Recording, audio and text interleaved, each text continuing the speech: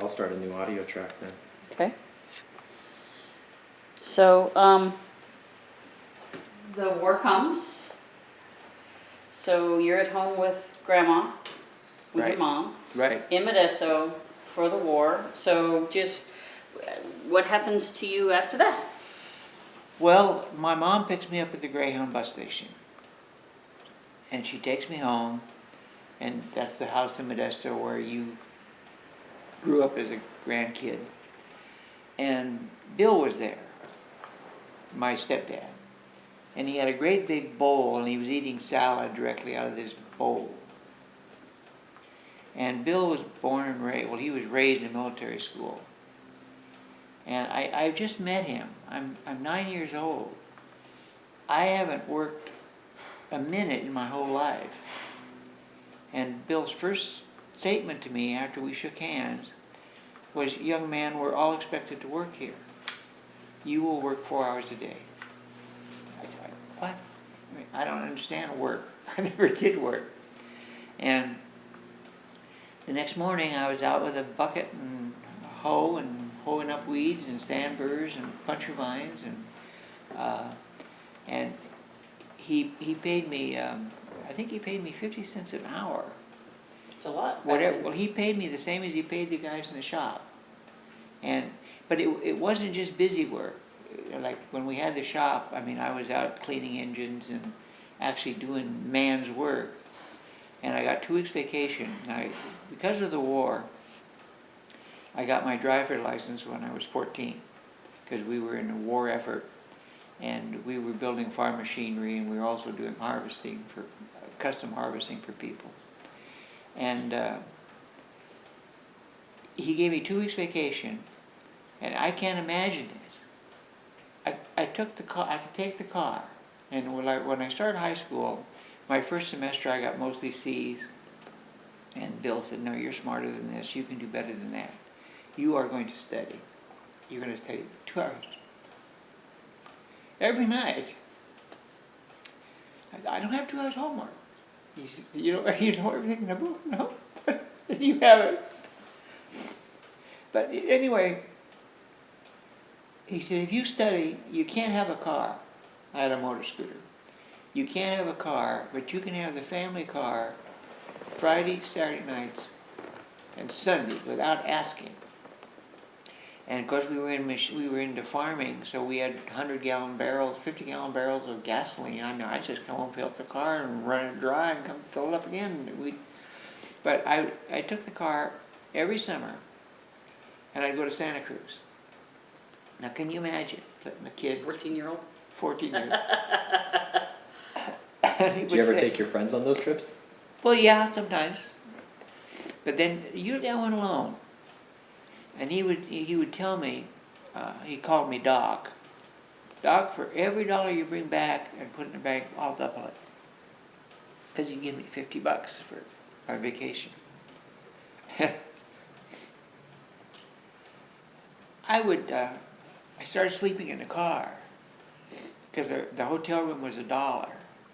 And I would go to the Y in the morning to shave and shower and clean up. And that was 5 cents. And then he would put the money in the bank. And when your mom and I got married, that's what paid her way to Hawaii. All of it. Wow. You know, you gave me that advice in 96 or 97. Study 2 hours a night, and you'll get the grades that you want. And I got decent grades in high school, but it was in college where I started doing that. And you're the reason that I made Dean's List and I graduated with distinction in my major. Well, that's exactly what happened to me in high school. He always told me, if you ever get straight A's, then you can study whatever you want, because you'll never settle for less. Well, I never got straight A's in high school. I'd come home with, 5 A's and a B. Well, why did you get a B in history? Teacher doesn't like me. Teacher doesn't have time not to like you. You didn't earn it. And my first semester, I was going to Modesto JC. I came home with straight A's. And Bill said, "I'll be goddamn." And that was, and he was right. I wanted nothing but A's after that. I mean, I had a guy by the name in junior college by the name of Charlie Black. He was a professor, and he was a graduate of Bolt Hall with all kinds of honors, but he was too smart to practice law. I mean, he just couldn't relate to people. But my cousin Don Shimon told me, whatever grade you get, the first grade you get from him is the grade you're going to get every time from him. And so I was taking business law, and I got an A on the first exam, the highest in the class. And if you got the highest in the class, you didn't have to take the next exam, so you just had to take every other one. So the third one I took, I missed 4, and the guy sitting next to me, Bill Hubliar, he missed 3, and I got an A, and he got an A minus. And Mr. Black, he was a vet. He was a vet from the war. We had a lot of vets in college in those days. How come Odell gets an A and I get an A minus? I mean, I missed 1 less than he did. And Charlie says, well, you wouldn't want to beat Odell, would you? And then when I was taking econ from him, econ was like a foreign language to me. That I just didn't get it. I was getting straight A's from him, and finally on the final. But he would go off on like, what does this have to do with the price of eggs in China? And because he was fluent in Chinese, and he was an intelligence officer during World War II, interpreter. But he'd branch off into Chinese and give part of his lecture in Chinese, and that's about the way this final exam was. I didn't have a clue, and it comes back with an A. And this is my sophomore year, and I go in and I say, Charlie, I've never complained about a grade, but I don't deserve this. He says, Waddell, you showed me once that you could do it, and I don't want to penalize you. But he used to take us to, in junior college, he took us up to San Quentin every year, where we toured San Quentin. And then it was funny, it was all guys. We belonged to a club called the Hammurabi Club. And on the way back from San Francisco, there was a house of ill repute in Lodi. We always stopped at this house of ill repute. You said the name of your club was called the Hammurabi Club? Hammurabi Club, yeah. Who named it that? Well, the Hammurabis Babylon. were Babylon. They were a legal group. Okay. They just took the name for this club. It wasn't a fraternity; it was a club. A school club. I was just wondering who came up with the name, because it's pretty awesome for a legal club. But Charlie was the kind of guy if a bunch of guys sitting around, we could invite him to our parties, and he'd sit on the floor and drink beer and bullshit. I mean, he was just a great professor. But like I asked him, he always had an Omicron Phi Pi key from distinguished in economics. I used to always tease him, Charlie, is that the only honor you ever got? So he pulls out this clump of keys out of his vest. He says, no, I had a few more. But and Bill never ever not violated me not taking the car on Friday. My mom, they would go to dances and stuff, take the pickup. He never once violated that rule. But sometimes I'm getting ready to go. I'm going to go to the football game on Friday night, and he says, Doc, you still owe me 45 minutes. I'll do it tomorrow. No, you'll do it now. And he never argued with him, because if you argued with him, it got worse. I mean, he never once ever touched me or even raised his voice to me. But I know one time we were out playing.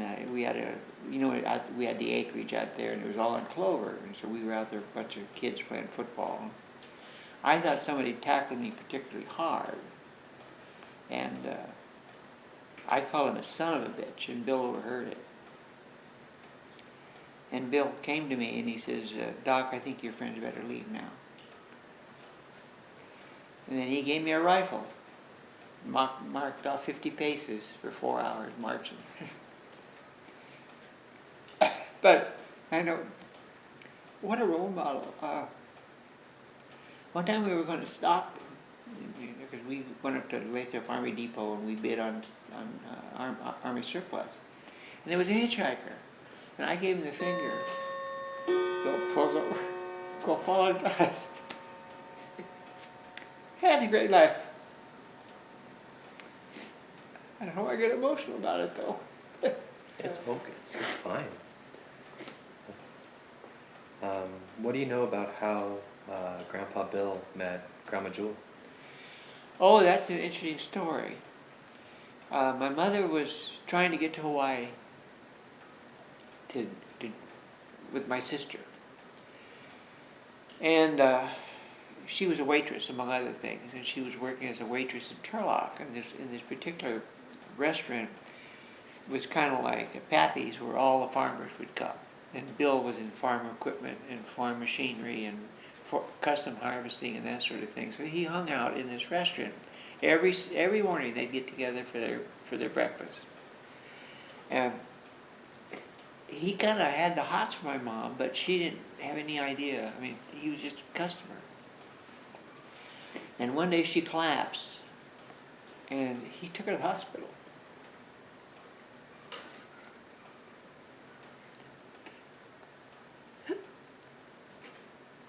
Anyway, she had to have her ovaries removed. He took my sister and made a bill.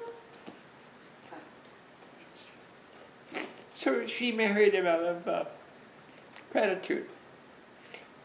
But she loved him later, but it was, Yeah, I think she really loved him. yeah.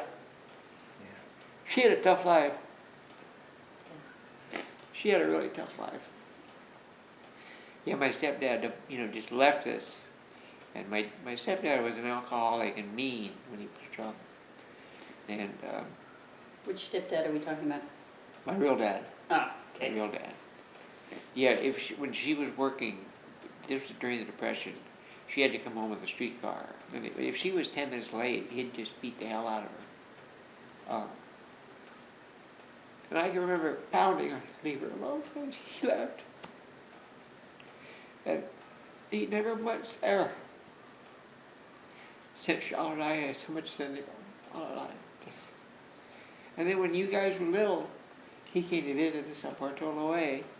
I'm your grandpa. And I said, the hell you are. You don't even know these kids. You come from Turkey and you don't bring them so much as a damn doll. What are they supposed to do, sit in your lap and call you grandpa? You're not my dad. You're my biological donor. That's, it used to piss him off because I called Bill Dad. And I called him Lee, and he didn't like it. But that's all you deserve. But up until I was about 18 or 19, it never occurred to me that I lived with him, and he was my dad, and all of a sudden when I was 18, I thought, that guy is no goddamn good. Anyway. That's a great story. I'm going to do a start-stop again here.